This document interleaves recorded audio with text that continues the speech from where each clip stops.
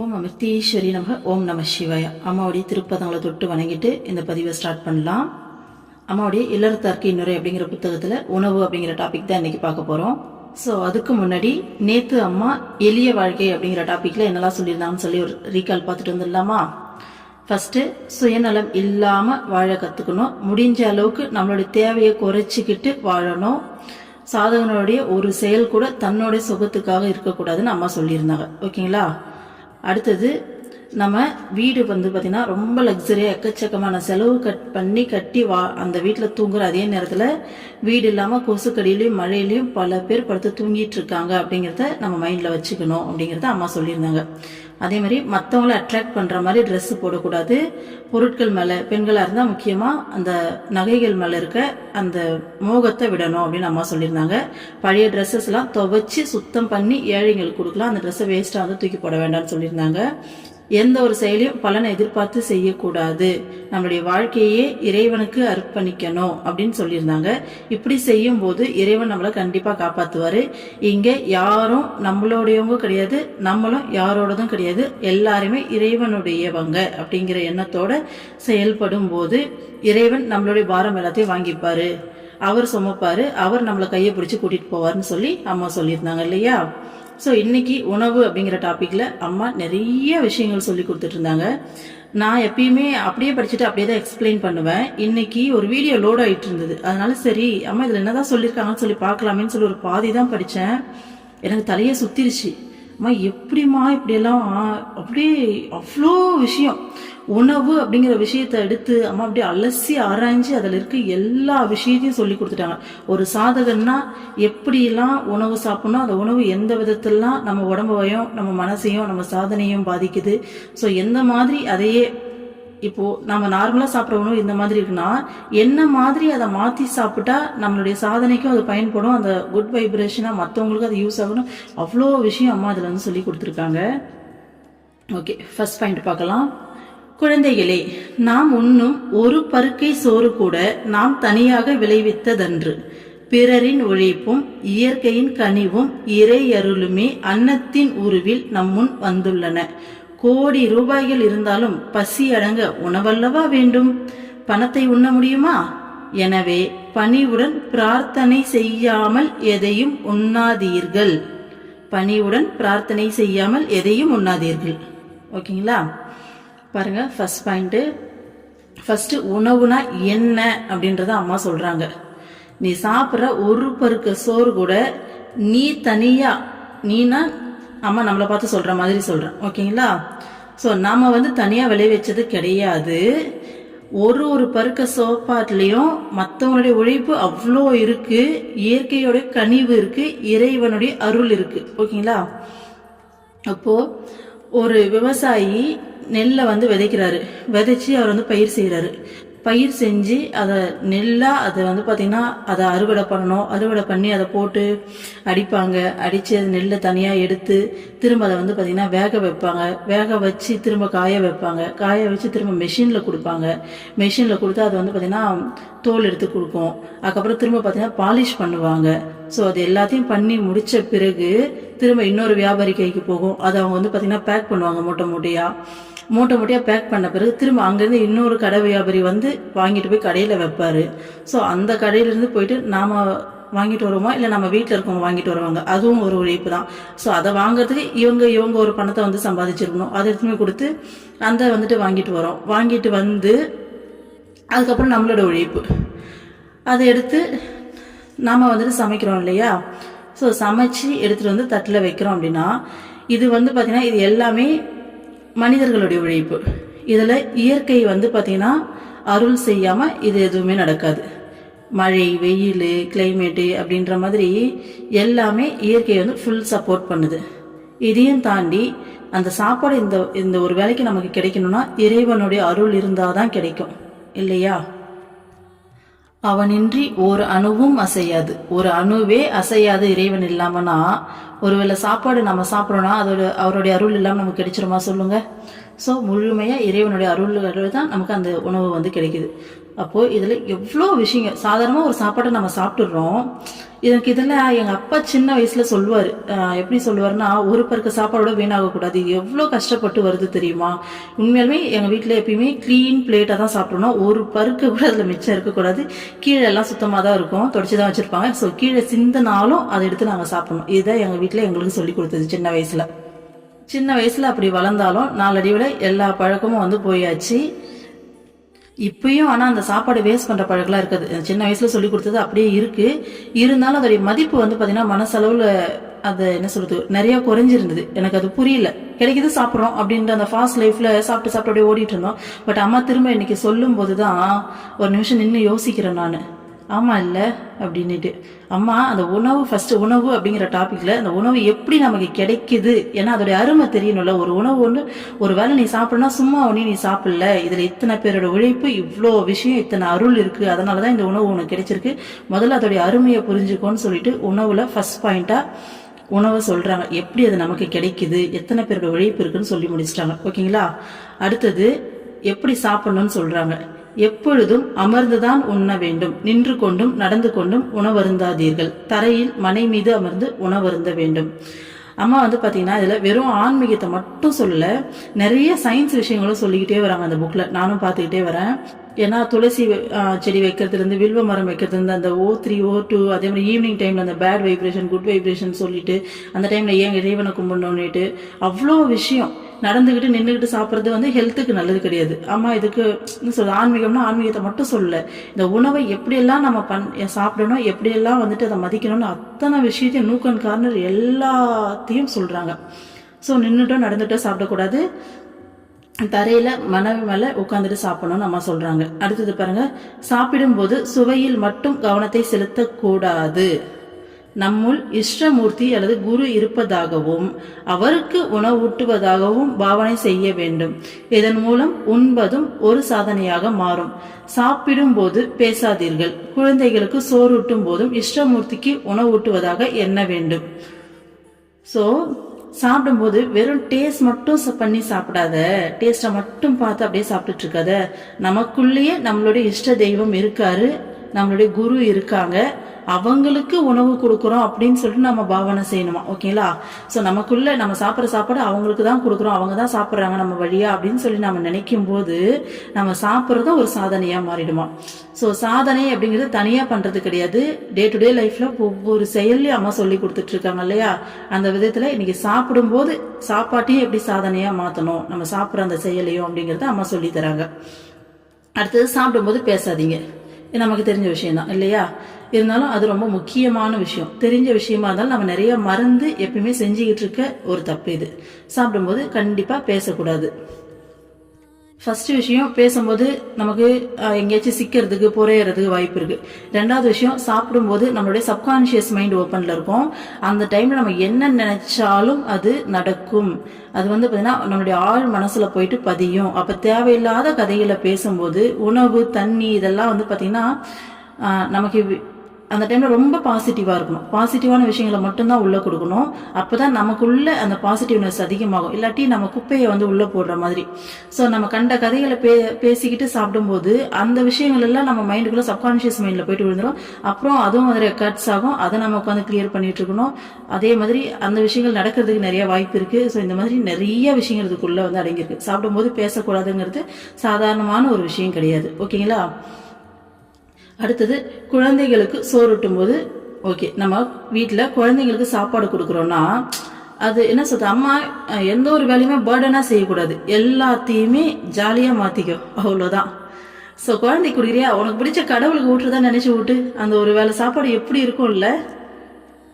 So ஒவ்வொரு வேலையும் அந்த மாதிரி ஊட்டும் போது நம்ம அதுக்கு எதோ சொல்கிற கர்மயோகம் இதுதான். பலனெல்லாம் எதிர்பார்க்குறது, அந்த அங்கே எந்த ஒரு பலனையும் நம்ம எதிர்பார்க்க மாட்டோம்.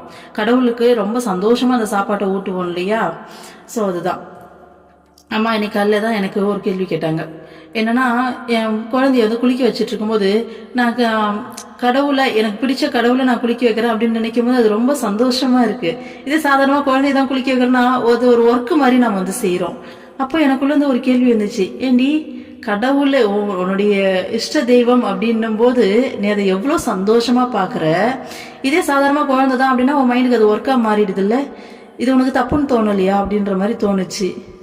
இப்போது குழந்தை ஒரு அடமே பண்ணால் கூட நம்ம வந்துட்டு நம்மளுடைய இஷ்டமூர்த்தியை அதை பார்க்கும்போது நம்ம மைண்டுக்கு வந்து பார்த்தீங்கன்னா அது இடத்துலேருந்து நம்ம புரிஞ்சுப்போம் ஏன் அதை பண்ணுது அப்படின்ட்டு. இதே நம்ம அதை குழந்தையா பார்த்தோன்னு வச்சுக்கோங்களேன், அதை எப்படி கண்ட்ரோல் பண்ணுறது அப்படின்ற மாதிரி நம்ம மைண்டு போகும்.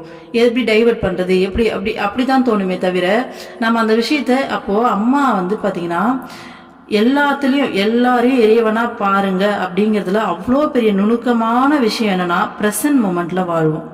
ஸோ ஒவ்வொருத்தரையும் அந்த இறைவனா பார்க்கும்போது நம்ம இறைவன் கிட்ட வந்து தப்பா நடந்துக்காது நம்ம மைண்டு. அப்போ வந்து அவங்க சைட்லேருந்து யோசிக்கும், என்ன விஷயம் நடக்குதுங்கிறத ஓப்பனாக உண்மையாக பார்க்கும், அடாவட்டி அடிக்காது, தப்பு பண்ணாது. ஓகேங்களா? ஸோ அதுக்காக தான் அவ்வளோ பெரிய இறைவன் கூட இருங்க, இறைவன் கூட பேசுங்க, இறைவனுக்கு ஊட்டுங்க, எல்லாரையும் இறைவனாக பாருங்க அப்படிங்கிற விஷயத்தில் அவ்வளோ நுணுக்கங்கள் இருக்குது. ஓகேங்களா? ஸோ ஆன்மீகம்னா என்ன? ப்ரெசன்ட் மூமெண்ட்டில் வாழ கற்றுக்கிட்டோன்னா அவ்வளோதான். மகான்கள் அப்படி தான் வாழ்ந்துட்டுருக்காங்க. அதுக்கான ப்ராக்டிஸ் தான் இது எல்லாமே. ஸோ அதுக்கும் அவ்வளோ ரிலேஷன் இருக்குது. இப்போ எல்லா நேரத்துலையும் குழந்தைங்கள வந்துட்டு நம்மளுக்கு பிடிச்ச கடவுளாக பார்க்கும்போது குழந்தைங்க தப்பு பண்ணும்போது என்ன பண்ணுறதுன்னு சொல்லி தோணும். அந்த டைமில் எப்படி நம்ம யோசிக்கலாம்னா, இறைவன் இந்த குழந்தைய பொறுப்பாக வளர்க்க சொல்லி நம்மக்கிட்ட கொடுத்துருக்காரு. ஸோ அதை பொறுப்பாக வளர்க்க வேண்டியது நம்மளுடைய பொறுப்பு. அந்த டைமில் குழந்தைக்கு தேவையான விஷயங்களை சொல்லி கொடுத்து நம்ம அதை அங்கே சரி பண்ணணும். ஓகேங்களா? ஆக மொத்தம் நம்ம என்ன சொல்கிறது, தேவையில்லாமல் அந்த டென்ஷனில் வந்துட்டு எல்லா விஷயங்களையும் ஹேண்டில் பண்ண மாட்டோம், நிதானத்தில் இருப்போம், அவ்வளோதான். ஓகேங்களா? அடுத்தது, அனைவரும் ஒன்றாக அமர்ந்து சாப்பிட வேண்டும். போஜன மந்திரத்தை கூறி கையில் சிறிது நீரை எடுத்து உணவை 3 முறை சுற்றிய பின் உணவில் தெளித்து உண்ணுவது மிகவும் நல்ல ஆசாரமாகும். ஸோ வீட்டில் எல்லாரும் ஒன்றா உட்காந்து சாப்பிட்ணுன்றாங்க. கையில் கொஞ்சம் தண்ணி எடுத்து உணவை வந்து பார்த்தீங்கன்னா 3 டைம் சுற்றணுமா, சுற்றிட்டு சாப்பாட்டில் வந்துட்டு தெளிக்கணுமா, தெளிச்சுட்டு அதுக்கப்புறமா சாப்பிட்ணுமாமா. ஓகேங்களா? இது எல்லாத்துக்கும் முன்னாடி போஜன மந்திரம் அப்படின்னு சொல்லி ஏதோ ஒன்று இருக்காமா, அதை சொல்லிட்டு நம்ம இதை செய்யலான்றாங்க. நமக்கு போஜன மந்திரம்லாம் தெரியுது, நமக்கு தெரிஞ்ச மந்திரா நம்ம அம்மாவுடைய மந்திரா, நம்ம இஷ்ட தெய்வத்தோட மந்திரா தானே. ஸோ நம்ம அதையே பண்ணலாம். அம்மாவுடைய மந்திராக்கு மீறின விஷயம் இங்கே எதுவும் கிடையாது. ஸோ எடுத்து நம்ம இனிமேல் வந்துட்டு செய்யலாமா. ஃபஸ்ட்டு சாப்பாடு வந்த உடனே கண்ணை மூடி அம்மாவுடைய மந்திராவை சொல்லி கையில் கொஞ்சோண்டு தண்ணி எடுத்து சாப்பாடை சுற்றி 3 சுற்று சுற்றிட்டு தெளிச்சிட்டு ஓகேங்களா சாப்பிட்ணுன்னு சொல்கிறாங்க. பட் ட்ரை பண்ணுவோம். ஆனால் இது என்ன ஃபார்மாலிட்டின்னு எனக்கு தெரியல. இதுக்கு கண்டிப்பாக ஏதாச்சும் மீனிங் இருக்கும். அர்த்தம் இல்லாமல் அம்மா எதையுமே சொல்ல மாட்டாங்க. உங்கள் யாருக்காச்சும் இதுக்கு மீனிங் தெரிஞ்சால் எனக்கு வந்து கமெண்ட்டில் சொல்லுங்கள். அதே மாதிரி அம்மா பணியோட பிரார்த்தனை செய்யாமல் எந்த ஒரு சாப்பாட்டையும் சாப்பிடாதீங்கன்னு சொல்லியிருக்காங்க. அதனால் எதை செய்கிறோமோ இல்லையோ ஓகேங்களா, அம்மா இது எல்லாத்தையும் செய்ய சொல்லியிருக்காங்க. ஓகேங்களா? அம்மா நம்ம கற்றுக் கொடுக்குற விஷயங்கள் தான். கண்ணை மூடி மனசார நம்ம இஷ்ட தெய்வத்துக்கோ அல்லது குருவுக்கோ அந்த ஒருவரோட சாப்பாட்டுக்கும் கொடுத்ததுக்கு நன்றி சொல்லிட்டு தான் இனிமேல் நம்ம சாப்பிடணும். ஓகேங்களா? ஸோ சின்ன வயசில் இந்த ஹேபிட் எல்லாருக்குமே இருந்திருக்கும். இன்னை வரைக்கும் இருக்குன்னா ரொம்ப நல்ல விஷயம். பட் இல்லாதவங்க நம்ம இனிமேல் இந்த பழக்கத்தை ஏற்படுத்திக்கலாம். சரிங்களா? கடவுளுக்கு நன்றி சொல்லாமல் இனிமேல் எந்த ஒரு விஷயத்தையும் சாப்பிடக்கூடாது. ஓகேங்களா? அடுத்தது, முதலில் சிறு உருண்டை உணவை இஷ்டமூர்த்தி அல்லது குருவிற்கென சங்கல்பம் செய்து எடுத்து வைக்க வேண்டும். பிறகு 2 நிமிடம் கண்களை மூடி, இறைவா உனது வேலையை செய்யவும் உன்னை அனுபூதியில் உணரவும் இந்த அன்னம் எனக்கு சக்தியை அளிக்கட்டும் என்று பிரார்த்திக்க வேண்டும். ஸோ ஃபஸ்ட்டு ஒரு சின்ன உருண்டையை எடுத்து நம்மளுடைய கடவுளுக்கோ அல்லது குருவுக்கோன்னு ஏன் அம்மா திரும்ப திரும்ப சொல்லிட்டு இருக்காங்கன்னா, பாருங்க இங்கே வந்துட்டு கடவுளுக்கும் அண்டு போடல, ஆறு போடுறாங்க அம்மா, மற்றும்னு போடல. இஷ்டமூர்த்தி மற்றும் குருவுக்குன்னு சொல்லல, இஷ்டமூர்த்தி அல்லது குரு எல்லா இடத்துலையும் அம்மா இந்த வார்த்தையை பயன்படுத்திக்கிட்டே இருக்காங்க. ஸோ 2 பேருமே ஒன்று தான். அதை தான் அம்மா இங்கே சொல்கிறாங்க. ஓகேங்களா? கடவுள் தான் நம்மளுடைய இஷ்ட தெய்வம் தான், குரு தான் இஷ்ட தெய்வம். ஸோ ஒரு சின்ன உருண்டை உணவை எடுத்து சங்கல்பம் பண்ணணுமா. என்ன சங்கல்பம் பண்ணலாம்? அம்மா அல்லது வந்துட்டு உங்களுடைய இறைவனுடைய பேரை சொல்லி இந்த உணவு உங்களுக்காக, இதை நீங்கள் பிரசாதமாக ஏற்றுக்கோங்க அப்படின்னு சொல்லிட்டு நம்ம மனசார வேண்டிட்டு ஒரு சின்ன உருண்டை எடுத்து வச்சுட்டு அதுக்கப்புறமா வந்து சாப்பிட்லாம். இப்படி சாப்பிட்றதுனால சாப்பிட்லாம். அப்படி இல்லாட்டி நம்ம வந்து பார்த்திங்கன்னா ஒவ்வொரு வாய் சாப்பாடு எடுக்கிறோம் இல்லையா, அதையுமே மானசீகமாக இறைவனுக்கு ஊட்டி விட்டுட்டு நம்ம சாப்பிட்லாம். சரிங்களா? ஸோ அப்படியும் பண்ணலாம். அடுத்தது, இதுவும் அம்மா மனசுக்குள்ளேருந்து சொல்லி கொடுக்குறது. இது எல்லாத்தையுமே ஃபஸ்ட்டு இறைவனுக்கு நன்றி சொல்லிட்டு சாப்பிட்ணும் அப்படின்னு சொல்லிட்டு சொன்னோம் இல்லையா. அம்மா இன்னும் ஒரு படி மேலே போயிட்டு எனக்கு இந்த பாயிண்ட்டை படித்தோன்னே நான் ஸ்டன் ஆகிட்டேன். அப்படியே பாருங்கள், இந்த சாப்பாட்டை நம்ம எப்படி வேணுமா உன்னோட வேலைகளை செய்யறதுக்கும் உன்னை அனுபூதியில உணர்றதுக்கும் இந்த சாப்பாடு என் உடம்புக்கு இந்த உடம்புக்கு சக்தியை கொடுக்கட்டும் அப்படின்னு சொல்லி பிரார்த்தனை பண்ணணுமா. எவ்வளோ பெரிய விஷயம் இல்லை. அம்மா ஒரு சாப்பாடை சாதாரணமாக சாதாரணமாக ஒரு எனர்ஜியாக மாறும். நம்ம பார்த்தீங்கன்னா என்ன சொல்கிறது, வேலை செய்வோம், டயர்டாகும், இப்படி இருக்கும். ஆனால் அந்த ஒரு சாப்பாட்டை கூட உன்னோட வேலையை செய்யறதுக்கு எனக்கு எனர்ஜி வேணும், உன்னை அனுபூதியில பார்க்கறதுக்கு எனக்கு அதுக்கான ஒரு சக்தியை இந்த உணவு கொடுக்கட்டும்னு சொல்லி பிரார்த்தனை பண்ணுமா. இப்படியெல்லாம் நம்ம ஒரு வேலையும் பிரார்த்தனை பண்ணி சாப்பிட்டோம்னா அது எவ்வளோ பெரிய பிளஸ்ஸிங்கா இருக்கும்ல. நம்மளோட ஒரு வேலை சாப்பாடும் பார்த்தீங்கன்னா இறைவனை உணர்றதுக்கும் இறைவனுடைய வேலையை கொடுக்கறதுக்கும் சக்தி கொடுக்குது அப்படிங்கிறத அம்மா எவ்வளோ அழகா அதை இன்னும் பிரார்த்தனை பண்ணும்போது இன்னும் எவ்வளோ சக்தியா மாறும். எவ்வளோ பெரிய பிளஸ்ஸிங்காக இருக்கும்ல சாப்பாடுங்கிறது. எனக்கு இந்த பாயிண்ட்டை படிச்சோன்னே ரொம்ப அப்படியே எப்படிமா இப்படியெல்லாம் உன்னால் சொல்லிக் கொடுக்க முடியுது, கரெக்டு தான், நீ கடவுளாச்சு அப்படின்ற மாதிரி நினச்சிக்கிட்டேன். அடுத்தது பாருங்க, இன்னொரு டைம் படிக்கிற பாருங்க அந்த பாயிண்டையே. பிறகு 2 நிமிடம் கண்களை மூடி, இறைவா உனது வேலையை செய்யவும் உன்னை அனுபூதியில் உணரவும் இந்த அன்னம் எனக்கு சக்தியை அளிக்கட்டும் என்று பிரார்த்திக்க வேண்டும். ஒரு சாப்பாடு எந்த அளவுக்கு மதிப்பானது அப்படிங்கறத அம்மா சொல்லிக்கிட்டே வராங்க. இன்னும் நிறைய சொல்றாங்க, வாங்க பார்க்கலாம். ரொம்ப இன்ட்ரெஸ்டிங்கா இருக்கு இன்னைக்கு. அடுத்தது, குழந்தைகளே, உணவருந்தும் முன் வீட்டில் வளர்க்கும் பறவை விலங்குகளுக்கோ அல்லது வேறு பறவை விலங்குகளுக்கோ சிறிது உணவளிக்க வேண்டும். அவையிலும் இஷ்ட தெய்வத்தை தரிசித்து நைவேத்தியமாக இதை அளிக்க வேண்டும்.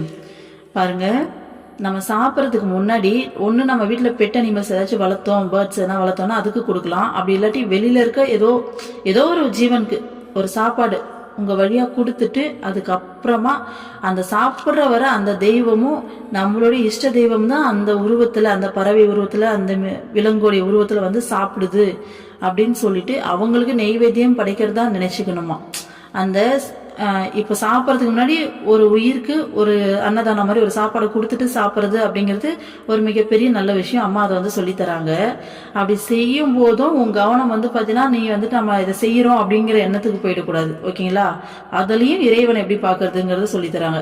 ஸோ இறைவனுக்கு தான் செய்யறோம், இறைவன் தான் அந்த ரூபத்துல சாப்பிட்றாரு அப்படின்றப்ப நம்ம மைண்டு வெளில போகாம அதுலயும் இறைவனை பார்க்கறது சொல்லித்தராங்க. ஸோ ஒரு சின்ன விஷயத்தோட மைண்ட் பார்த்தீங்கன்னா இறைவனை விட்டு வெளில போகக்கூடாதுன்றதுல அம்மா எவ்வளோ நூக் அண்ட் கார்னர் சொல்லித்தராங்க பாருங்க. அடுத்தது, மந்திரம் ஜபித்தபடியே சாப்பிட வேண்டும். இதனால் உணவும் தூய்மை அடையும், அந்த கரணமும் சுத்தமாகும். ஸோ மந்திரம் ஜபித்தபடியே சாப்பிடும்போது அந்த உணவு இன்னும் தூய்மையான உணவா, அதாவது இறை உணர்வு, இறை சக்தி நிறைஞ்ச உணர்வா மாறுமா. அந்த கரணமும் சுத்தமாகும்னா அந்த கரணம் அப்படிங்கிறது நம்ம மனசோடைய செயல்பாடாம். நம்ம மனசோடைய செயல்பாட்டால் தான் நம்ம இந்த கஷ்டப்பட்டுட்டு இருக்கோம். இறைவனோட அந்த மெர்ச்சில இருக்க முடியாம டெய்லி நம்மளுடைய ஒவ்வொரு செகண்ட் ஒவ்வொரு விஷயத்துக்கும் மனசு தானே காரணம். ஸோ அந்த மனம் தூய்மை அடையும்ன்றாங்க மந்திரம் ஜபிச்சுக்கிட்டே சாப்பிட்டா. அடுத்தது, சமைப்பவர்களின் இயல்பு அந்த உணவை உண்பவர்களுக்கும் வரும். எனவே முடிந்த அளவுக்கு இல்லத்தரசிகளே சமைக்க வேண்டும்.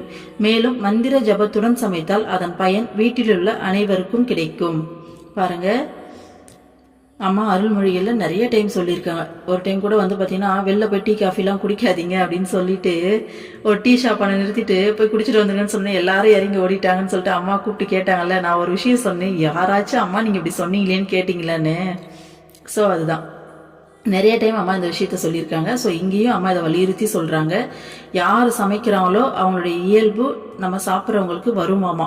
அதனால முடிஞ்ச அளவுக்கு வீட்டில் இல்லத்தரசிகளே சமைங்க அப்படின்றாங்க. ஓகேங்களா?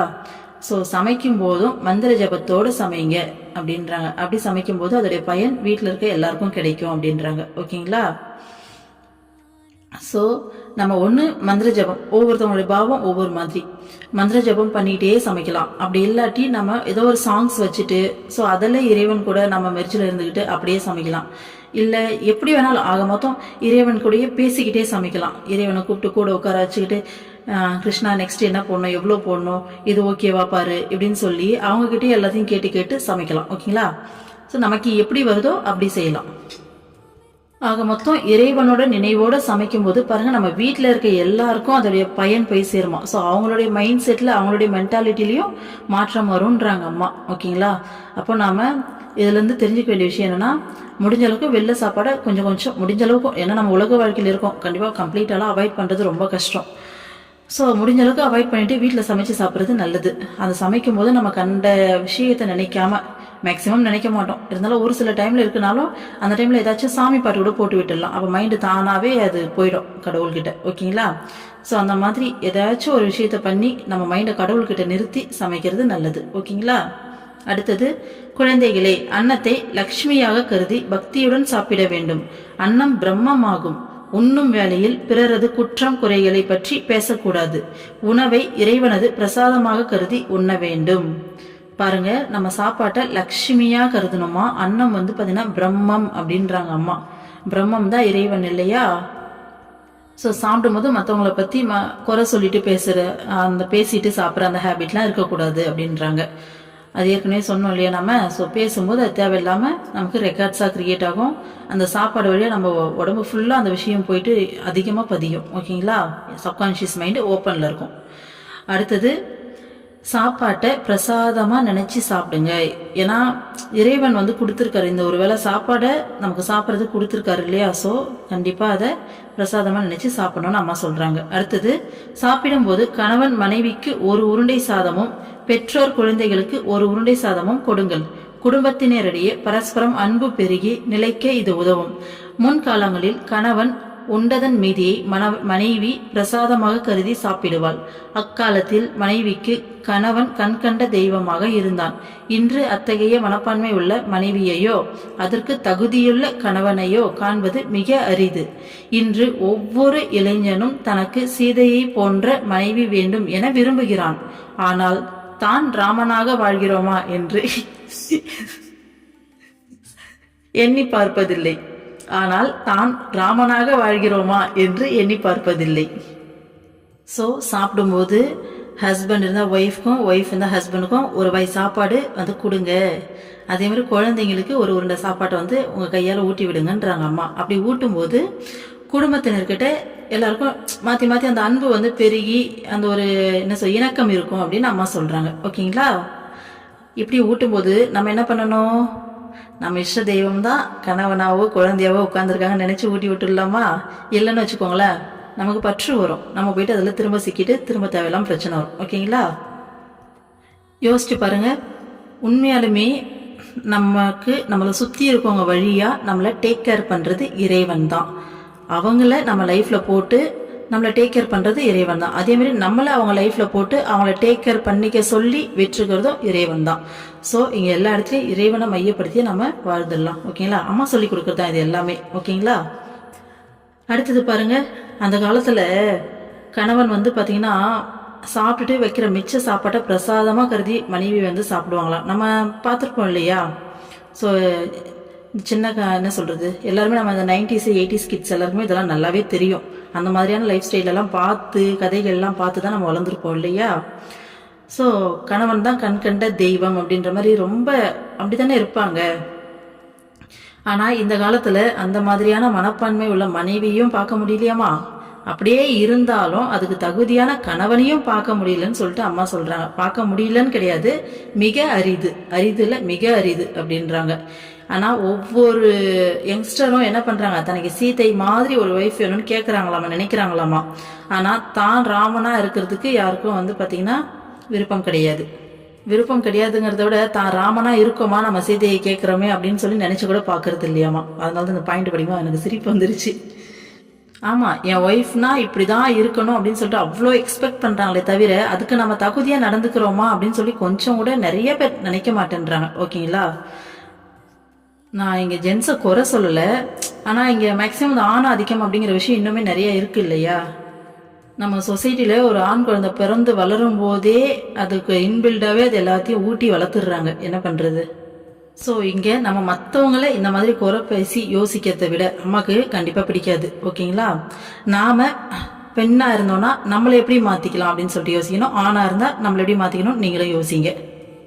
ஒவ்வொருத்தருமே மற்றவங்களுடைய இடத்துல இருந்து, ஓகேங்களா, தன்னோட ஒய்ஃபோ ஹஸ்பண்டோ அவங்க இடத்துல இருந்து யோசித்து அவங்களுடைய உணர்வுகளுக்கு மதிப்பு கொடுத்து நம்ம வந்து பார்த்திங்கன்னா புரிஞ்சு நடந்துக்கணும், அன்பாக நடந்துக்கணும். இதுதான் அம்மா சொல்லி கொடுக்கறது. ஓகேங்களா?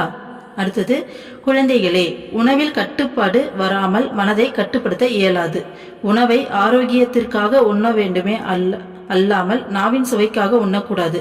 நாவின் சுவையை விடாமல் இதயத்தின் ஆத்மாவின் சுவையை அனுபவிக்க இயலாது. ஸோ உணவுல கட்டுப்பாடு வராம மனசை கட்டுப்படுத்த முடியாதுன்னு அம்மா சொல்றாங்க. ஓகேங்களா? உணவை நம்மளோட ஆரோக்கியத்துக்காக தான் சாப்பிடணுமே தவிர நம்ம நாக்கோடைய டேஸ்ட்டுக்காக சாப்பிடக்கூடாது. நம்ம நாக்கோடைய டேஸ்ட்டை விடாம ஆத்மாவுடைய டேஸ்ட்டை நம்மளால அனுபவிக்கவே முடியாது அப்படின்னு அம்மா சொல்றாங்க. ஓகேங்களா? நம்ம உடம்புக்கும் நம்ம சாப்பிட்ற உணவுக்கும் நம்ம மனசுக்கும் அவ்வளோ சம்மந்தம் இருக்கு. ஓகேங்களா? நம்ம என்ன சாப்பிட்றோமோ அதோடைய இயல்புக்கு ஏற்ற மாதிரி தான் நம்ம மனசு செயல்படும். அதனால தான் பார்த்தீங்கன்னா இந்த நவகிரகங்கள் நவதானியங்கள் இந்த விஷயத்துல நிறைய ரிலேட் பண்ணி நிறைய அந்த ஜோஷியம் அதெல்லாம் நிறைய சொல்லுவாங்க. ராகு தோஷமா கேது தோஷமா இந்த கோவிலுக்கு போங்க, இந்த மாதிரியான உணவெல்லாம் படைங்க, நவதானியங்களை படைங்க.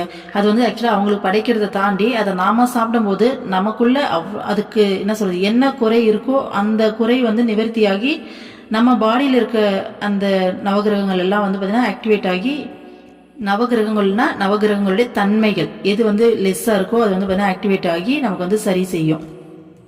ஸோ உணவு அப்படிங்கிறது நம்மளுடைய உடலோட சம்மந்தப்பட்டது மட்டும் இல்லை, முழுக்க முழுக்க நம்ம மனசோடையும் சம்மந்தப்பட்டது. என்ன மாதிரியான உணவுகள் சாப்பிட்றோமோ அதுக்கேற்ற மாதிரி தான் நம்ம மனசு, அதுக்குள்ளே வர எண்ண அலைகள், அந்த mood swing up and down எல்லாத்துக்குமே இந்த உணவுக்கும் அதுக்கும் அவ்வளோ சம்மந்தம் இருக்குது. ஜங்க் ஃபுட்டெல்லாம் சாப்பிட்டோம்னா கண்டிப்பாக அளவுக்கு அதிகமான இந்த என்ன சொல்கிறது, நம்ம மைண்டு முழுக்க அந்த லோ வைப்ரேஷன்ல இருக்கிறதுக்கான வாய்ப்பு அதிகமா இருக்கு. இந்த மாதிரி நிறைய விஷயம் இருக்கு. ஓகேங்களா? அடுத்தது பாருங்க, சாதனை செய்பவர்கள் சாத்வீக உணவை மட்டுமே உண்ண வேண்டும். அதிக அளவு உப்பு, இனிப்பு, காரம், புளிப்பு இவைகளை தவிர்ப்பது நல்லது. ஏனெனில் நாம் உண்ணும் உணவின் சூட்சுமமான பாகமே மனமாக மாறுகிறது. அன்னத்தின் தூய்மை மன தூய்மைக்கு வழிவகுக்கும். பாருங்க, நம்ம ஜங்க் ஃபுட்டுக்கு போயிட்டோம். அதுக்குள்ள அம்மா பாருங்க, நம்ம சாப்பிட்ற சாப்பாட்லயே உப்பு, இனிப்பு, காரம், புளிப்பு இது எல்லாத்தையும் நம்ம நார்மலா சாப்பாட்டுல சாப்பிடல, இதையே குறைங்கன்றாங்க அம்மா. ஓகேங்களா? சாதனை செய்யறீங்கன்னா உப்பு அதிகமா சாப்பிட்றது, காரம் அதிகமா சாப்பிட்றது, ஸ்வீட் அதிகமா சாப்பிட்றது, இல்லை புளிப்பு அதிகமா சாப்பிட்றது இதெல்லாம் பண்ணக்கூடாதாம்மா, எல்லாத்தையுமே குறைங்க அப்படின்றாங்க. ஸோ நம்ம சாப்பிட்ற சாப்பாட்டோடைய சூட்சமமான பாகம் தான் நம்மளுடைய மனமாவே மாறுதாமா. ஓகேங்களா? ஸோ நம்ம சாப்பாட்டோடைய அந்த தூய்மை மன தூய்மைக்கு வழிவகுக்கும்னு சொல்றாங்க. எவ்வளோ பெரிய விஷயம் இல்லை? ஸோ இதனால தான் அம்மா அந்த காலத்தில் பிரம்மச்சாரிகளுக்கெல்லாம் அப்படி ட்ரெயின் பண்ணியிருப்பாங்க போல இருக்கு. நம்ம அருள்மொழிகள்லாம் கேட்குறோம்ல, அம்மா கஞ்சி தான் கொடுப்பாங்க, இது எல்லாத்தையும் ஏற்றுக்கிட்டு இங்கே இருக்கிறதா தான் இருக்க முடியும்னு சொல்லிட்டு. ஸோ வெறுமனே மனக்கட்டுப்பாடுக்காக மட்டும் இல்லை, அந்த உணவு மூலமாகவும் மனக்கட்டுப்பாடு கிடைக்கிது அப்படிங்கிறதுக்காக தான். உணவு மேலே இருக்க ஆசையை தொடர்ந்து சாப்பிட்றதுன்றது ஒரு விஷயம், பட் அந்த உணவை சாப்பிட்றதாலே நம்ம மனசு கட்டுக்குள்ளே வரும் அப்படிங்கிறது எவ்வளோ சூட்சமமாக அம்மாக்கு நமக்கு சொல்லித்தராங்க பாருங்கள், எவ்வளோ விஷயம்.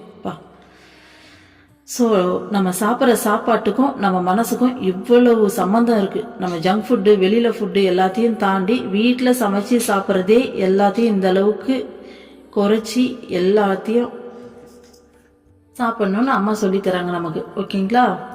காலையில் மித உணவு போதுமானது, அதையும் முழுமையாக தவிர்த்தல் நல்லது.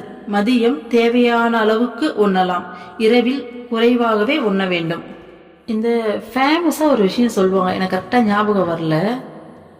3 வேளை சாப்பிட்டா போகி, 2 வேளை சாப்பிட்டா யோகி, 1 வேளை சாப்பிட்டா ஞானி, ஏதோ சம்திங் சொல்லுவாங்க, எனக்கு கரெக்டாக ஞாபகம் இல்லை. ஸோ அந்த விஷயத்த அம்மா நமக்கு சொல்லித்தராங்க. இது எல்லாமே கோரிலேட். சரிங்களா? இப்போது நம்ம சாதனை பண்ணி பண்ணி பண்ணி பண்ண நம்ம பார்த்தீங்கன்னா உடம்புல எனர்ஜி அதிகமாகும், நமக்கு அதிகமாக சாப்பாடே தேவைப்படாது. ஓகேங்களா? அதனால அம்மா ஃபர்ஸ்ட் நீ கண்ட்ரோலுக்கு கொண்டு கொஞ்சம் கொஞ்சமாக குறை, தானா அது அந்த எனர்ஜி அதிகமாகிற அந்த ப்ராசஸ்லாம் தானாக நடக்கும் அப்படின்ற மாதிரி இதில் மீன் பண்ணுறாங்க. ஃபர்ஸ்ட்டு முடிஞ்சா காலையில் லைட்டாக சாப்பிட்டுக்கோ, அப்படி முடியும் அதையும் தாண்டி முடியும்னா முழுசாவே காலையில் சாப்பாடை விட்டுரு. ஓகேங்களா? மதியம் தேவையான அளவு சாப்பிட்டுக்கோ, நைட்டில் கொஞ்சம் கம்மியாகவே சாப்பிடு அப்படின்றாங்க. ஓகேங்களா? வள்ளலார் சொல்லுவார், பசித்திரு தனித்திரு விழித்திரு. ஒரு சாதகன் உண்மையாலுமே ரொம்ப சீக்கிரமா இறைவனை அடையணும், அல்லது இறைவனாவே தனக்குள்ள இருக்க இறைவனை வெளில கொண்டு வரணும், இறைவனாவே அவங்க மாறணும்னா இந்த விஷயத்த ஃபாலோ பண்ணாலே போதும், வேற எதுவுமே வேண்டாம். ஓகேங்களா? அதுலேயும் நம்மளாம் சத்குரு கிட்ட இருக்கிறதால இந்த விஷயத்தெல்லாம் ஃபாலோ பண்ணோம்னா ஜெட்டில் இல்லை, அதை விட ஸ்பீடாக நம்மளால போக முடியும். ஓகேங்களா? ஆனால் நம்ம ஃபாலோ பண்ணுறது நம்ம மனசை கட்டுப்படுத்தி அது நம்ம கையில் தான் இருக்குது. ஓகேங்களா? ஸோ ஏன் இப்படி சொல்கிறாங்கன்னா, நான் ரியலைஸ் பண்ண வரைக்கும் இதை சொல்கிறேன். நம்ம வயிறு ஃபுல்லாக சாப்பிடும்போது, இப்போ சாப்பிட்றதுக்கு முன்னாடி சாப்பிட்றதுக்கு அப்புறம் எனக்கு இது உணர்ந்திருக்கு. இது எந்த அளவுக்குன்னு தெரியல, எல்லாருக்கும் இது செட் ஆகுமான்னு. ஆனால் என்னோட விஷயத்தை நான் சொல்கிறேன். சாப்பிட்றதுக்கு முன்னாடி நம்மளுடைய மைண்ட் ப்ராசஸ், நம்மளுடைய எனர்ஜி மொத்தமே பார்த்தீங்கன்னா ஃப்ரீயாக இருக்கும். நம்ம என்ன சொல்றது, நம்ம நினைக்கிறதும் நம்மளால ஃபோக்கஸ் பண்ண முடியும். இறைவன் கூட அந்த மெர்ஜ் ஸ்டேட்டில் இருக்கிறோம் இல்லையா, அப்படியே கம்ப்ளீட்டாக அவர் கூட அந்த நம்ம கவனம் முழுக்க அவர் மேலே இருக்கிறது அப்படிங்கிறதுக்கே ஒரு எனர்ஜி தேவை. அது சாப்பிட்றதுக்கு முன்னாடி நம்மளால நல்லா பண்ண முடியும். ஆனால் ஒன்ஸ் சாப்பிட்டோம் அப்படின்னு வச்சுக்கோங்களேன், நம்மளுடைய எனர்ஜி மொத்தம் அதுலேயும் நல்லா வயிறு ஃபுல்லாக கட்டுன்னு கட்டினோன்னா ஒட்டுமொத்த எனர்ஜியும் பார்த்தீங்கன்னா நம்ம டைஜஷன் சிஸ்டத்துக்கு போயிடும். நம்மளால அந்த முழு மெர்ஜ் ஸ்டேட்டையும் கண்டினியூ பண்ண முடியாது. அது கொஞ்சம் கஷ்டமாக தான் இருக்கும். இதே நம்ம ஒரு அரை வயிறு சாப்பிட்றோன்னா தாராளமாக கண்டினியூ பண்ண முடியும். அது ஒரு பெரிய விஷயமாவே தெரியாது. அதே மாதிரி தனித்திரு அப்படிங்கிறதுல நம்ம தனிமையில் இருக்கும்போது நம்ம மனசு முழுக்க முழுக்க கிளென்ஸ் ஆகும். ஒரு மாதிரி ஆழ் நிலைக்கு போகும். ஓகேங்களா? ஸோ நம்ம மற்றவங்க கூட இருக்கும்போது நம்மளால் அதை பண்ணவே முடியாது. மேல் மனசுலேயே தான் நம்ம சுற்றிக்கிட்டு இருப்போம். ஸோ அதனால தான் அம்மா கூட சொல்லியிருப்பாங்க, ஒரு நாளைக்கு 2 மணி நேரம் மௌன விரதம் எடு, முடிஞ்சால் வாரத்தில் ஒரு நாள் முழுசாக மௌன விரதம் விட்டுருன்னு. ஏன்னா அந்த மௌனத்தில் இருக்கும்போது தான் மனசு பார்த்தீங்கன்னா உள்ளே இறங்கும். அந்த ஆழ் மனசுக்கு நம்மளே ட்ராவல் பண்ணுவோம். ஓகேங்களா? அடுத்தது விழித்திரு அப்படிங்கிறது பார்த்தீங்கன்னா விழிப்புணர்வோடு இருக்கிறது. ஸோ ஒவ்வொரு நேரமும் இந்த மாதிரி தானாகவே இந்த பசி திரு தனித்திரு வந்தாலே அந்த விழித்திரு அப்படிங்கிற அந்த கேரக்டர் நமக்கு தானாகவே வந்துடும். ஸோ இந்த மாதிரியெல்லாம் அந்த விழிப்புணர்வோடு இருக்கும்போது இது எல்லாத்தையும் பண்ணும்போது பார்த்தீங்கன்னா இந்த இறைவனை நோக்கி பயணப்படுறது அப்படிங்கிறது அவ்வளோ ஒரு ஈஸியான விஷயம். ஸோ இது எல்லாமே ஒரு தியரின்னு வச்சுக்கோங்களேன். இதெல்லாம் பண்ணால் நம்மளை இறைவனாண்ட சீக்கிரமாக போக முடியும், நம்மளுடைய ட்ராவல் சீக்கிரமாக இருக்கும் அப்படிங்கிறது. பட் ப்ராக்டிக்கலாக நம்ம தான் கொண்டு வரணும். ஓகேங்களா? ஸோ அதனால தான் சாப்பாடு எல்லாத்தையும் கண்ட்ரோல் பண்ண சொல்லி அம்மா சொல்லிக்கிட்டு வராங்க. ஓகேங்களா? அடுத்தது மனசு கட்டுப்படும். நம்ம சாப்பாட்டு மேலே ஒரு அப்சஷன் இருக்கும் இல்லையா, ஸோ அதுவும் பார்த்தீங்கன்னா கட்டுப்படும். ப்ளஸ் நம்ம உடல் அளவில் மனசளவில் இவ்வளோ பெனிஃபிட் இருக்குது. குழந்தைகளே, வயிறு நிரம்ப உணவு உண்ணக்கூடாது. வயிற்றின் கால்பாகம் எப்போதும் காலியாக இருக்க வேண்டும். ஜீரணம் நல்ல முறையில் நடக்க இது உதவும். வயிறு நிறைய உணவருந்தினால் இதயத்தின் வேலை சுமை அதிகமாகும். ஸோ அடுத்தது அம்மா அதை தான் சொல்கிறாங்க, வயிறு ஃபுல்லாக சாப்பிடாதீங்க, கால் பாகமாச்சும் அட்லீஸ்ட் எப்பயுமே காலியாக தான் இருக்கணும். இப்படி இருக்கும்போது நல்லா டைஜஸ்ட் ஆகும்.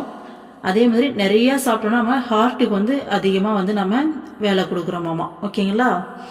அடுத்தது அளவுக்கு அதிகமான உணவு சாதனைக்கு மட்டுமின்றி உடலுக்கும் கேடு விளைவிக்கும். ஸோ அளவுக்கு அதிகமாக நம்ம சாப்பிடும்போது நம்ம சாதனை மட்டும் பாதிக்காது. ஆமாம், நமக்கே தெரியும் இல்லையா? ஸோ அதிகமான உணவு சாப்பிடும்போது என்னாகும்னா, இப்போ நமக்கு தேவையான உணவு சாப்பிடும்போது உடம்பு டைஜஸ்ட் பண்ணிடும். அது தேவையான எனர்ஜியாக மாற்றி உடம்பு எடுத்துக்கும். ஆனால் அதிகமாக சாப்பிட்ற ஒரு வாய் சாப்பாடும் பார்த்தீங்கன்னா நம்ம உடம்புல கெட்ட கொழுப்பாக தான் மாறும். இந்த கெட்ட கொழுப்பு அங்கங்கே தேங்க ஆரம்பிச்சதுன்னா கொழுப்பு கட்டி, இதயத்தில் போயிட்டு அடைச்சது அந்த வால்வுனா ஹார்ட் பிளாக்கு. இதே பார்த்தீங்கன்னா மூளையில் அங்கே போயிட்டு அடைச்சது அப்படின்னா அதுதான் பார்த்தீங்கன்னா இந்த பக்கவாதம், பார்க்கின்சன்லாம் சொல்கிறாங்க இல்லையா. ஸோ இந்த மாதிரி அதனால அளவுக்கு அதிகமாக சாப்பிட்றது அப்படிங்கிறது நம்மளுடைய சாதனைக்கு மட்டும் இல்லை, உடலுக்கும் கேடு அப்படின்னு அம்மா சொல்கிறாங்க. ஓகேங்களா? இடையிடையே எதையாவது குறிக்கும் பழக்கத்தை நிறுத்த வேண்டும். குறிப்பிட்ட காலத்தில் உணவு உண்பது ஆரோக்கியத்திற்கும் மனக்கட்டுப்பாட்டிற்கும் நல்லது. உயிர் வாழ்வதற்காக உண்ண வேண்டும், உண்பதற்காக உயிர் வாழக்கூடாது. ஸோ நடுவில் ஸ்நாக்ஸ் எல்லாம் சாப்பிடுவோம் இல்லையா, அதெல்லாம் கம்ப்ளீட்டாக கட் பண்ணுங்கன்றாங்க. ஏன்னா நம்ம குறிப்பிட்ட டைமில் இந்த டைமுக்கு தான் சாப்பாடு அப்படின்றது சாப்பிடும்போது அதுதான் நம்மளுடைய ஆரோக்கியத்துக்கும் நல்லது, மனசு கட்டுப்பாட்டுக்கும் அதுதான் நல்லது அப்படின்னு சொல்கிறாங்க. ஓகேங்களா? நம்மளே பார்த்துருப்போம் இல்லையா. ஸோ டைமுக்கு தேவையான அளவு சாப்பிடும்போது உடம்பு நல்லா இருக்கும். நடுவில் இந்த ஸ்நாக்ஸ் எல்லாம் அதிகமாக சாப்பிட்னா வயிறு பார்த்தீங்கன்னா கெட்டு போயிடும். அண்ட் டைஜஷன் சிஸ்டம் பார்த்தீங்கன்னா கரெக்டாக இருக்காது. ஸோ அதை தான் அம்மா சொல்கிறாங்க. ஸோ மனக்கட்டுப்பாட்டுக்கும் இது நல்லதில்லை அப்படின்றாங்க. ஓகேங்களா? அந்த மாதிரி சாப்பிட்றது. அடுத்தது சாப்பிட்றதுக்காக வாழக்கூடாது, வாழறதுக்காக தான் நம்ம சாப்பிட்ணுன்றாங்க. ஏன்னா நம்ம எல்லாருமே ஸ்பிரிச்சுவலில் இருக்கோம். ஓகேங்களா? இறைவனை நோக்கி பயணப்பட்டுக்கிட்டு இருக்கோம். ஸோ மற்றவங்களுக்கும் இது 100% பொருந்தும். இருந்தாலும் நமக்கு பார்த்தீங்கன்னா இன்னும் எக்ஸ்ட்ராவாக நம்ம இதை எடுத்துக்கணும். ஓகேங்களா? ஸோ சாப்பிட்றதுக்காக வாழக்கூடாது, வாழறதுக்காக தான் சாப்பிடணும். அடுத்தது வாரத்தில் ஒரு நாள் ஒரு வேளை மட்டும் உணவு உட்கொண்டு வீட்டில் இருந்தோ அல்லது குருகுலங்களுக்கு சென்றோ ஜபம் தியானம் செய்வது நல்லது. பிறகு ஒருவேளை உணவு என்ற பழக்கத்தையும் மாற்றி ஒரு நாள் முழுவதும் உண்ணாவிரதம் மேற்கொள்வது மிகவும் நல்லது. முழு உண்ணாவிரதம் இருக்க முடியாவிட்டால் பழங்கள் சாப்பிடலாம். அமாவாசை, பௌர்ணமி, ஏகாதசி போன்ற நாட்கள் உண்ணாவிரதத்திற்கு உகந்த நாட்கள் ஆகும். ஸோ ஃபஸ்ட்டு வாரத்தில் ஒரு நாள் வந்து பார்த்தீங்கன்னா ஒரு வேளை சாப்பாடு மட்டும் சாப்பிட்டுட்டு பக்கத்தில் ஏதாச்சும் குருகுலங்கள் இருந்தது போகலாம். அப்படி இல்லாட்டி வீட்டில் இருந்தே கூட நம்ம ஜெபம், தியானம் இந்த மாதிரி சாதனைகள் வந்து பண்ணலாம் அப்படின்றாங்க அம்மா. அதுக்கப்புறம் பார்த்தீங்கன்னா அந்த ஒரு வேளை உணவையும் கட் பண்ணி நாள் ஃபுல்லாக ஃபாஸ்டிங் இருக்கிறது நமக்கு ரொம்ப நல்லது அப்படின்னு சொல்லிட்டு அம்மா சொல்கிறாங்க. முழுசாக உண்ணாவிரதம் இருக்க முடியல, பழக்கம் இல்லைன்னா ஃப்ரூட் சாப்பிட்டுக்கலாம் அப்படின்றாங்க. இந்த மாதிரி உண்ணாவிரதத்தை எந்த மாதிரியான நாட்களில் வந்து செய்யலாம்னா அமாவாசை, பௌர்ணமி, ஏகாதசி. ஏன் இந்த நாட்கள்லாம் கடவுளுக்காக ஒதுக்கி வச்சிருக்காங்கன்னா இந்த டைம்லாம் ஃபாஸ்டிங் இருக்கும்போது உடம்புடைய அந்த டைஜஸ்டிவ் சிஸ்டம் வந்து பார்த்தீங்கன்னா இன்னும் சிறப்பாக செயல்படும். விரதம் இருக்கிறதுக்கான உகந்த நாட்களை தான் இந்த மாதிரி விரத நாட்களாக எடுத்து கடவுளுக்கு அப்படின்ற பேரில் நம்ம இந்து மதத்தில் மாற்றி வச்சுருக்காங்க. ஓகேங்களா? ஸோ அதனால தான் அம்மா அந்த நாட்களில் வந்துட்டு இருங்க அப்படின்னு சொல்கிறாங்க. அடுத்தது, அந்தி வேளையில் உணவருந்த கூடாது. அது ஹிரண்ய கசிபுவை பகவான் சம்ஹாரம் செய்த நேரம் என்பார்கள். அவ்வேளையில் சுற்றுப்புறம் மாசுபடிந்திருக்கும் என்பதே அதன் பொருள். அது பகலும் இரவும் அல்லாத நேரமாகும். அது உணவருந்தி வயிற்றை நிறைக்க வேண்டிய நேரம் அல்ல. இறைவனின் திருநாமங்களை பாடி உள்ளத்தை நிறைக்க வேண்டிய நேரமாகும். ஸோ அம்மா ஏற்கனவே சொல்லியிருக்காங்களா இல்லையா, அந்த அந்தி வேலை அப்படிங்கிறது சந்தியா காலம். அந்த நேரம் வந்து பகலும் இரவும் இணையிற நேரம். இந்த டைமில் வந்துட்டு சுற்றுப்புறத்தில் அந்த பேட் வைப்ரேஷன்ஸ் அதிகமாக இருக்கும், நம்ம மைண்டும் ரொம்ப லோவாக இருக்கும். அதனால ஈவினிங் டைமில் சாமி கும்பிடணும் அப்படின்ற மாதிரி சொல்லியிருக்காங்க இல்லையா. பஜன் பண்ணலாம், தியானம் பண்ணலாம், ஸோ நாம ஜபம் பண்ணலாம் அப்படின்ற மாதிரிலாம் சொல்லியிருந்தாங்க இல்லையா. ஸோ அதை தான் சொல்கிறாங்க. அது எப்படி சொல்லுவாங்கன்னா ஹிரண்ய கசிபுவை வந்து பார்த்தீங்கன்னா பகவான் வந்து சம்ஹாரம் பண்ண நேரம் அப்படின்னு சொல்லுவாங்களாம். ஸோ கடவுள் விஷ்ணு வந்து பார்த்தீங்கன்னா நரசிம்ம அவதாரம் எடுத்து தன்னுடைய பக்தன் பிரகலாதனுக்காக நரசிம்ம அவதாரம் வந்து தூண்லேருந்து வருவார். எடுத்து அவருடைய அப்பா பிரகலாதனுடைய அப்பா தான் வந்து பார்த்தீங்கன்னா ஹிரண்யகசிபு. அவரை வந்துட்டு வதம் செஞ்சது. ஏன்னா அவர் வரம் வாங்கியிருப்பாரு, பகல்லையும் சாகக்கூடாது, நைட்லையும் சாகக்கூடாது, மனுஷனாலையும் சாகக்கூடாது, மிருகத்தாலையும் சாகக்கூடாது, வீட்டுக்கு வெளியிலையும் சாகக்கூடாது, உள்ளியும் சாகக்கூடாது அப்படின்ற மாதிரிலாம் நிறைய வரம் வாங்கியிருப்பாரு. அதனால இறைவன் வந்து பார்த்தீங்கன்னா அந்த ரூல் எல்லாத்தையும் ஃபாலோ பண்ணி பகல்லையும் இல்லாமல் நைட்லேயும் இல்லாமல் மனுஷனாகவும் இல்லாமல் மிருகமாகவும் இல்லாமல் வீட்டுக்கு உள்ளேயும் இல்லாமல் வெளியிலையும் இல்லாமல் அந்த வீட்டு வாசலில் போட்டு அந்த ஈவினிங் டைமில், ஓகேங்களா, பகலும் இல்லை நைட்டும் இல்லைன்னு சொல்லிட்டு ஈவினிங் டைமில் வச்சு சம்ஹாரம் பண்ணுவார். அதனால சாப்பிடக்கூடாதுன்னு சொல்லுவாங்க, ஓகேங்களா, ஒரு பழக்கத்துக்கு.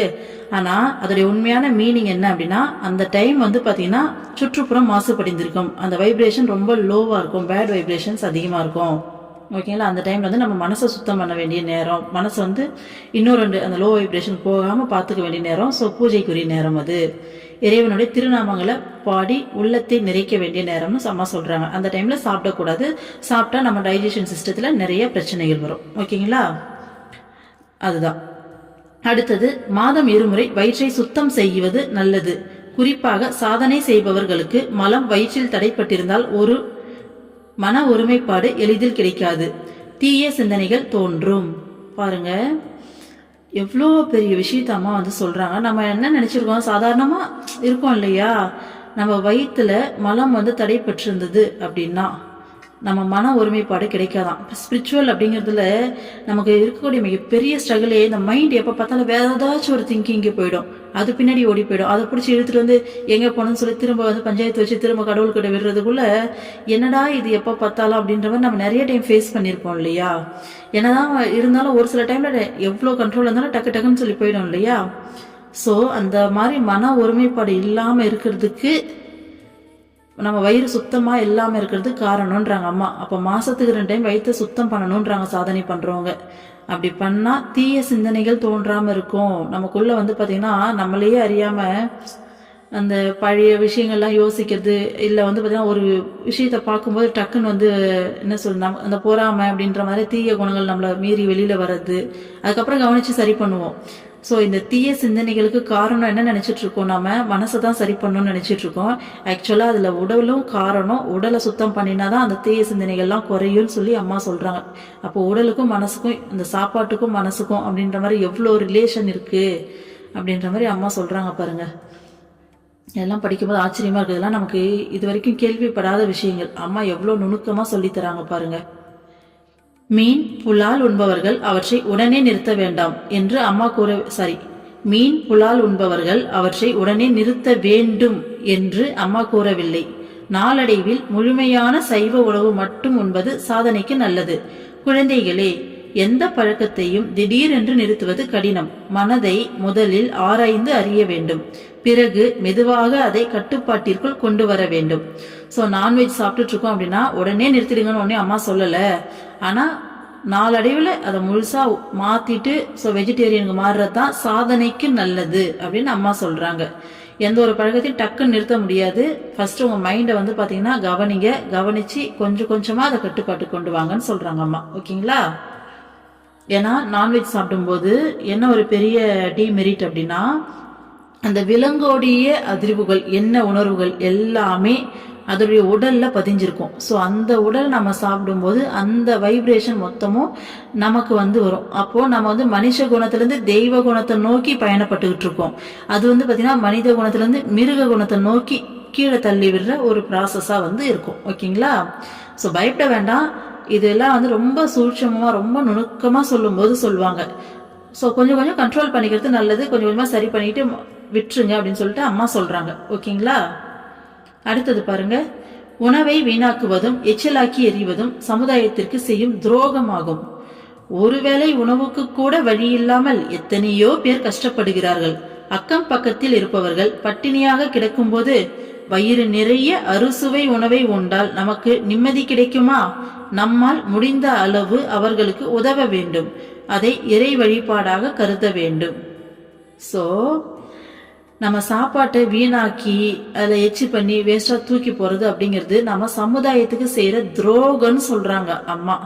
ஓகேங்களா? பக்கத்துல ஒருத்தன் பட்னியா இருக்கும்போது நீ அறுசுவை உணவு உண்டு நீ வந்து பார்த்தா நிம்மதியா வந்து சாப்பிட்டு தூங்கினா அவனுக்கு நிம்மதி கிடைச்சிடுமான்னு அம்மா கேட்குறாங்க. ஸோ சில அம்மா என்ன சொல்ல வராங்கன்னா, சாப்பாட்டை வேஸ்ட் பண்ணாதீங்க, அது சமுதாயத்துக்கு செய்யற ஒரு துரோகம் அப்படின்றாங்க. எத்தனையோ பேர் இங்க ஒருவேளை சாப்பாட்டு கூட இல்லாம கஷ்டப்படுறாங்க. ஸோ அப்படி இருக்கும்போது இந்த சாப்பாட்டை நீங்க வேஸ்ட் பண்றது ரொம்ப ரொம்ப தப்பு. சாப்பாட்டை வேஸ்ட் பண்ணக்கூடாது. அதே மாதிரி மற்றவங்களுக்கு ஹெல்ப் பண்ணணும். அந்த மாதிரி சாப்பிட முடியாம இருக்கவங்க சாப்பிட்றதுக்கு நம்மளுடைய என்ன சொல்றது, நம்ம தேவையில்லாம வீண் பண்ணாம தேவையான அளவு நம்ம பண்ணிக்கிட்டு மிச்சத்தை வந்து ஹெல்ப் பண்ணணும் அம்மா சொல்றாங்க. அப்படி ஹெல்ப் பண்ற அந்த விஷயம் தான் இறை வழிபாடு. ஏன்னா இறைவன் அம்மா தான், இறைவன் அம்மா தான் சொல்றாங்க அதை செய்ய சொல்லி. அப்ப அம்மா சொல்றது கேட்டு செய்யறது அப்படிங்கிறது ஒரு இறை வழிபாடு தானே. ஓகேங்களா? அடுத்தது பாருங்க, புகைப்பிடிப்பதும் மது அருந்துவதும் ஆரோக்கியத்திற்கு தீங்கு விளைவிக்கும் என்று அறியாதவர் யாரும் இல்லை. இருந்தாலும் தாங்களாகவே ஏற்படுத்தி கொண்ட இந்த தீய பழக்கத்தில் இருந்து பெரும்பாலானவர்களால் விடுபட முடிவதில்லை. ஒரு சிகரெட்டின் பிடியிலிருந்தே விடுபட முடியாத ஒருவர் எவ்வாறு இறைவனை அடைய இயலும்? புகைப்பிடிப்பதை உடனே நிறுத்த இயலாதவர்கள் அவ்வெண்ணம் தோன்றும் போது அதிமதுரம் அல்லது ஏலக்காயை வாயிலிட்டு மெல்ல வேண்டும். சிறிது தண்ணீர் குடிக்க வேண்டும். மனப்பூர்வமாக முயற்சி செய்தால் சில நாட்களுக்குள் புகைப்பிடிப்பதை முழுமையாக நிறுத்திவிட முடியும். பாருங்க, நம்ம ஸ்மோக் பண்றது ட்ரிங்க் பண்றது தப்புன்னு தெரியும். நம்ம உடம்புக்கு அது வந்து பாத்தீங்கன்னா கெட்டதுன்னு தெரியும். இருந்தாலும் நம்மளாதான் அந்த பழக்கத்தை ஏற்படுத்திக்கிறோம். அதான விட முடியல அப்படின்னு சொல்லி அம்மா சொல்றாங்க. ஓகேங்களா? சோ இந்த மாதிரி முடியாதவங்க உடனே நிறுத்த முடியல அப்படின்னா அதுக்கு டிப்ஸும் சொல்றாங்க அம்மா. ஏலக்காய் அல்லது அதிமதுரத்தை வாயில போட்டு மெல்லணுமா, மென்னுட்டு கொஞ்சம் தண்ணி குடிக்கணுமா. இந்த மாதிரி மனப்பூர்வமா நம்ம கண்டிப்பா விடணும்னு சொல்லி ட்ரை பண்ணும்போது கண்டிப்பா நிறுத்த முடியும்னு அம்மா வந்து சொல்றாங்க. ஓகேங்களா? ஸோ அட்லீஸ்ட் ஒரு சிகரெட்டையே விட்டு கொடுக்க முடியல, ஒரு வந்து பாத்தீங்கன்னா தண்ணி அடிக்கிற இந்த ஒரு பழக்கத்தை, ஒரு பேட் ஹேபிட்டை விட்டு கொடுக்க முடியாத உன்னால இறைவன் அப்படிங்கிற எவ்வளோ பெரிய விஷயம் இல்லையா? ஸோ இந்த உலகத்தையே படைச்சு ஆண்டுகிட்டு இருக்க சர்வ வல்லமை படைத்தவர் இல்லையா? அவரை எப்படி உன்னால அடைய முடியும்னு சொல்லிட்டு அம்மா கேட்கறாங்க. ஓகேங்களா?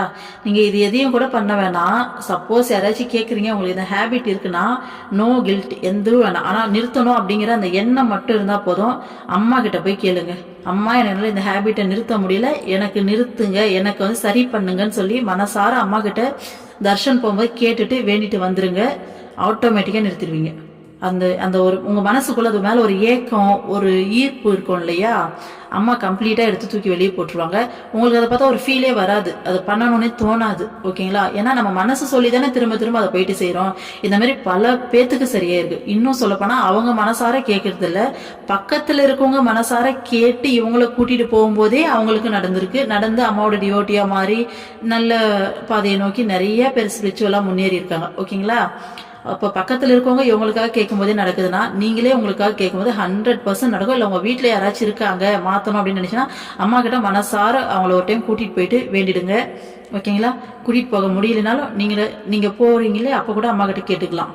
ஸோ அப்படி கேட்கும்போது 100% இந்த விஷயங்கள் நடக்கும். அம்மா மாற்றி கொடுப்பாங்க. அடுத்தது பாருங்க, காஃபி டீ போன்றவை கொஞ்ச நேரத்திற்கு சிறிது உற்சாகத்தை அளித்தாலும் அவை உடலுக்கு ஊறு விளைவிக்கும். கூடுமானவரை அவைகளை பருகும் பழக்கத்தை தவிர்க்க வேண்டும். பாருங்க, டீ காஃபி குடிச்சா எதுக்காக குடிக்கிறோம்? கொஞ்ச நேரத்துக்கு அந்த பிரிஸ்கா இருக்கும், ஒரு மாதிரி சுறுசுறுப்பா இருக்கும். அதுக்காக தானே வந்து நம்ம குடிக்கிறோம். அது ஒரு என்ன சொல்றது, இல்லைன்னா நம்ம ஒரு டல் அடிப்போம். அப்போ அது குடிச்சு அது ஒரு ஹேபிட்டாவே மாறிடுது இல்லையா?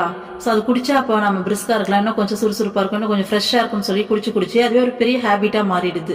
கொஞ்ச நேரத்துக்கு உனக்கு சுறுசுறுப்பை தருமே தவிர உடம்புக்கு கெட்டது. அதனால அதை முடிஞ்ச அளவுக்கு அவாய்ட் பண்ணிடுன்றாங்க அம்மா. ஓகேங்களா? ஸோ கொஞ்சம் கொஞ்சமாக குறைச்சிக்கோங்க. நம்ம ஸ்பிரிச்சுவலில் இருக்கோம், கடவுளை நோக்கி பயணப்படுறோம்னா ரொம்ப நுணுக்கமாக நம்ம என்ன ட்ராவல் பண்ண வேண்டியதெல்லாம் நிறைய விஷயம் இருக்குது. இதெல்லாம் பார்த்தீங்கன்னா ரொம்ப மேலோட்டமான விஷயம். ஸோ இது எல்லாத்தையுமே அவாய்ட் பண்ணிட்டு கட் பண்ணிவிட்டு கொஞ்சம் கொஞ்சமாக நம்மளே மாற்றிக்கிட்டு வரும்போது தான் அந்த நுணுக்கமான ட்ராவலுக்கு நம்ம ரெடியாகும். சரிங்களா? அடுத்தது பாருங்க, என் குழந்தைகளே. அம்மா நம்மளை பார்த்து சொல்கிறாங்க, என்னோட குழந்தைங்களே அப்படின்னு செல்லமா. நீங்கள் மது அருந்துவதை அடியோடு நிறுத்தி விடுவதாக உறுதிமொழி எடுக்க வேண்டும். மது அருந்துதல் நமது உடல் ஆரோக்கியத்தையும் மனசக்தியையும் செல்வத்தையும் குடும்ப அமைதியையும் குலைத்துவிடும். நண்பர்களை திருப்திப்படுத்துவதற்காக கூட மது அருந்தக்கூடாது. பாருங்க, அம்மா இப்ப நம்மள அந்த ட்ரிங்க் பண்றானா ஒரு கோவம் வரும், ஒரு வெறுப்பா பார்ப்போம்.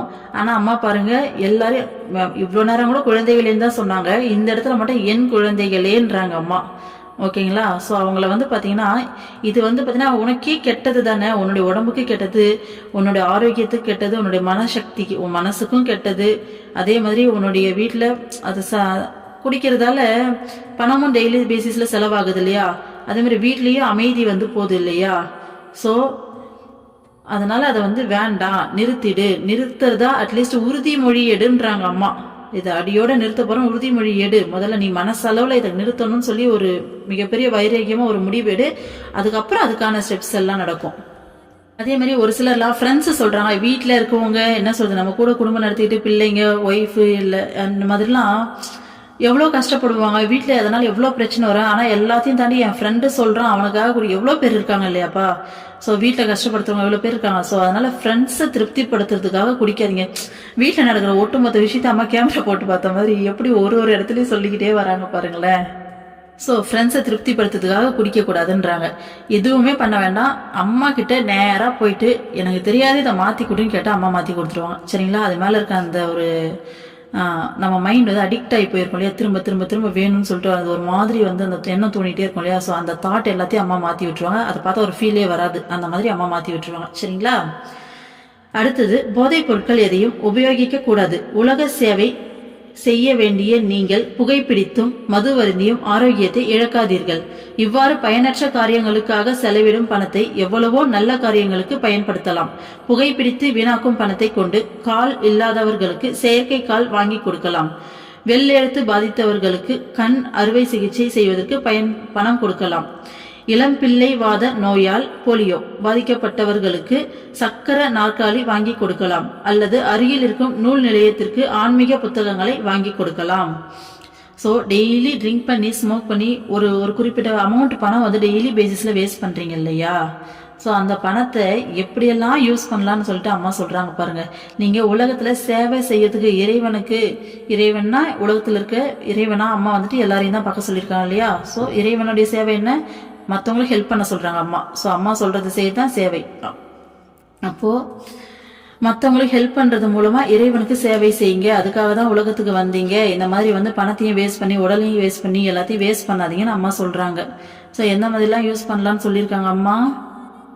இந்த பணத்தை கால் இல்லாதவங்களுக்கு ஒரு செயற்கை கால் வாங்கி கொடுக்கலாம் இல்லையா? எவ்வளோ பெரிய விஷயம் இல்லை?